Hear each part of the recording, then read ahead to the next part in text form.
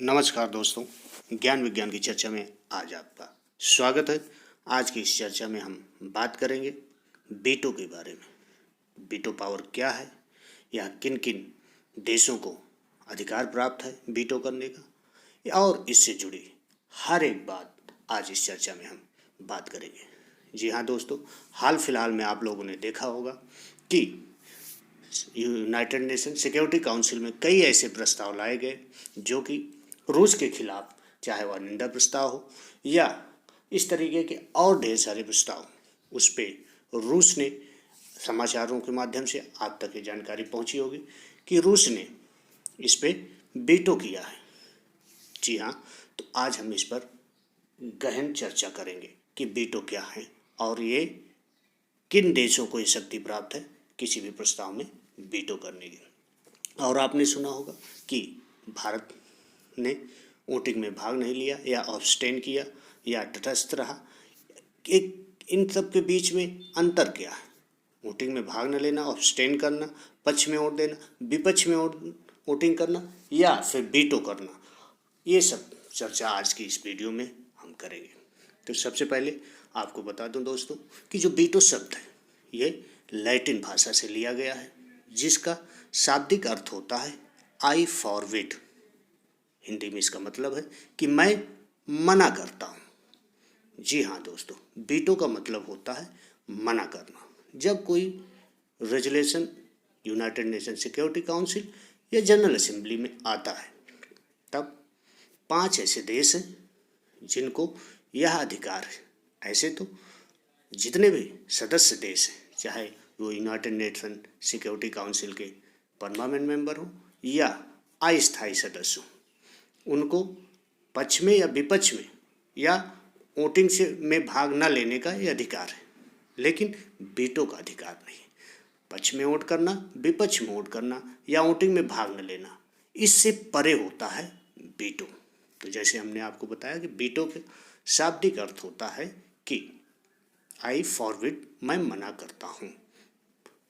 तो वीटो का शाब्दिक अर्थ हुआ। अब आपको हम समझाते हैं कि वीटो काम कैसे करता है। जैसे यूनाइटेड नेशन जो बनाया गया है, इसमें एक तो जनरल असेंबली होता है जिसमें 193 कंट्री इसके मेंबर हैं।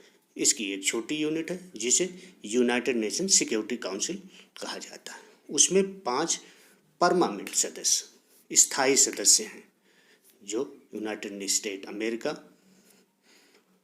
रसिया, इंग्लैंड, फ्रांस और चाइना, ये स्थायी सदस्यों को वीटो का अधिकार दिया गया है।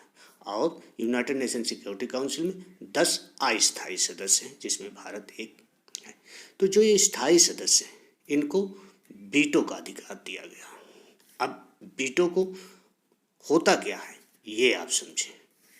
अगर कोई भी प्रस्ताव यूनाइटेड नेशन सिक्योरिटी काउंसिल या यूनाइटेड नेशन के जनरल असेंबली में आता है, तो जो इसमें, अगर ये यूनाइटेड नेशन सिक्योरिटी काउंसिल में आता है, तो इसमें स्थायी और अस्थायी देश मिला करके 15, 5 स्थायी हैं और 10 अस्थायी हैं। तो इन देशों को अगर वो इससे सहमत हैं प्रस्ताव से, तो उसके पक्ष में वोट देते हैं, असहमत हैं तो उसके विपक्ष में वोट देते हैं। जिनको लगता है कि वो किसी पक्ष में नहीं है, वो इस वोटिंग से में भाग नहीं लेते।